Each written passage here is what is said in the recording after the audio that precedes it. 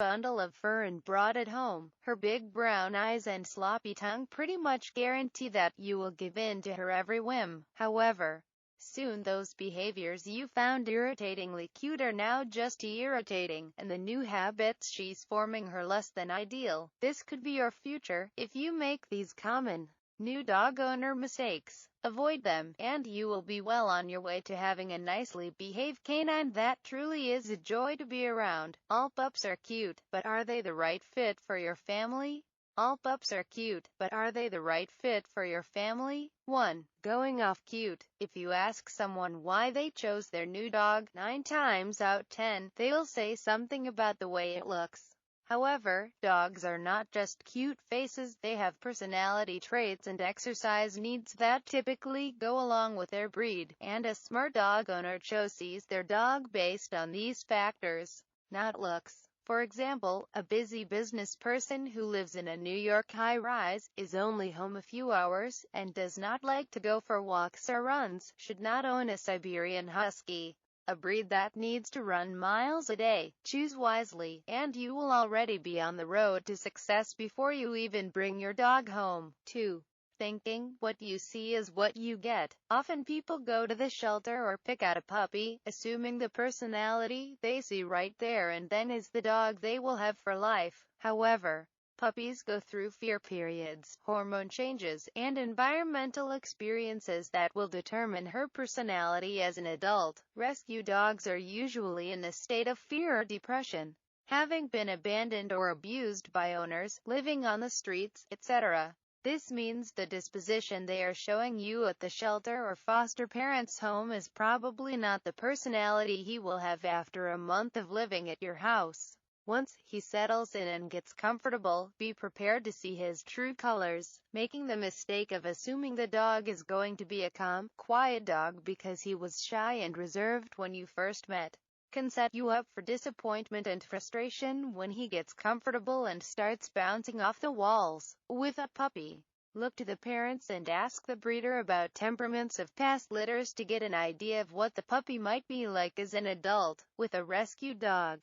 get as much information as you can and pay attention to the breed or breeds the dog is. That can help you determine personality too. 3. No house rules. Often we bring a dog home, unhook the leash, and set it free, without any thought about what we want him to do or not do. Then, when it starts doing things we decide are bad, we try to punish him for not reading our minds, or we allow him to do something for a couple weeks and then change the rules and decide we don't want him to do it anymore. This creates confusion and sets the dog up for failure, not success. Before you bring a new dog or puppy into the house, sit down with members of the household and decide what the dog will and will not be allowed to do. Choose where the dog will sleep, if it can be on the furniture, when it will be fed, walked, exercised, and by whom. Setting the rules and making sure everyone follows them is a big key to success. 4. Inconsistency. Once your rules are set, follow them. This means everyone who has frequent contact with your new dog, whether it's friends, family members, or the housekeeper. Dogs are smart creatures, and if just one person is rewarding them, say for jumping up, they will continue that behavior much to the chagrin of everyone else. Hold the humans accountable and your dog will learn. 5. Believing baby is too young to train. New puppy owners often ask when they can start training things like loose leash walking, a sit, etc. They often remark about the puppy being too young to learn. By the time you get your pup at 8 weeks, they are fully capable of learning behaviors and should be from the moment they set foot in your house. Not only does positive reinforcement training strengthen your bond, it will lead to a well-behaved dog.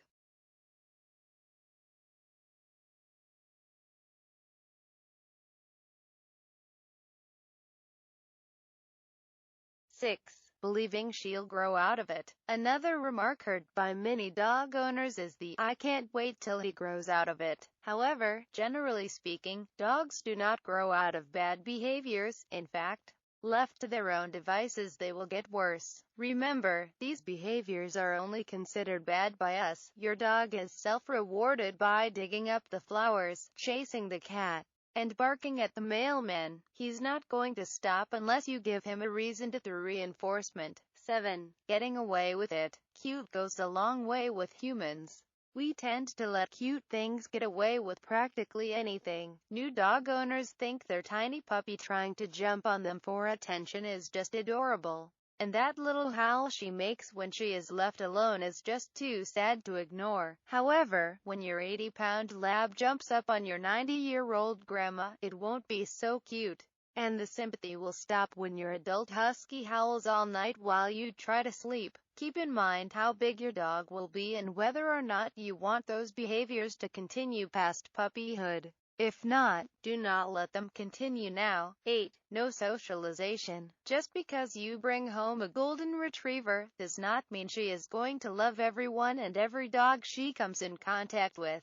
New dog owners often assume that dogs are just friendly by nature and so they do not give much thought to socializing their dog. Socializing a dog just may be the single most important thing a new owner can do, especially with a puppy. Puppies have a socialization window that starts before you even get them, and ends around 12 to 16 weeks. During this time, the more positive experiences your dog has with other dogs, small, large, short hair, long hair, and people, old, young, with hats, beards, in wheelchairs, etc., the more friendly your dog is likely to become. If you left your new dog alone, you are responsible for result, not the dog. If you left your new dog alone, you are responsible for result, not the dog. 9. No management. Stories abound about what new dogs devour after being brought home. High heel shoes, expensive designer purses, iPhones, drywall, you name it. It's probably been eaten by a dog somewhere. This is a trap a lot of new owners fall into because they just assume their new dog or puppy will leave things alone and not chew on anything except those dozens of toys strewn all over the house. Your new family member does not know the difference between a squeaky toy and a Prada bag, nor can he learn without help, and learning takes time. Meanwhile, manage your new dog by not leaving things out for him to chew, keeping watch on him while he is loose, and confining him in a safe place when you cannot. If you leave your new shoes and your puppy alone, the end result is your fault, not the dog's. 10. Not recognizing fear. New dog owners commonly refer to their dogs as being stubborn. They'll say their dog won't walk with them outside, doesn't want to greet other dogs, or won't respond to cues in public places. However, in a lot of these cases, the puppies or dogs are not being stubborn, a human trait we give to dogs, but are actually anxious or fearful of the situation they have been put in. Not being able to recognize when your dog is fearful is a big mistake that can be costly. If you are pushing your dog to do something and he is afraid, he could end up biting you or another dog or person. When your dog starts showing signs of fear or anxiety, back off. Do not force them into the situation further. Seek out a professional trainer to help you learn how to manage your dog in these situations, which will make him more comfortable and you more at ease. Develop a plan, pick your dog carefully. Follow through with rules, manage until she has learned the rules, socialize her, and train. Adhere to these simple rules and you will have a nice dog the whole family can enjoy.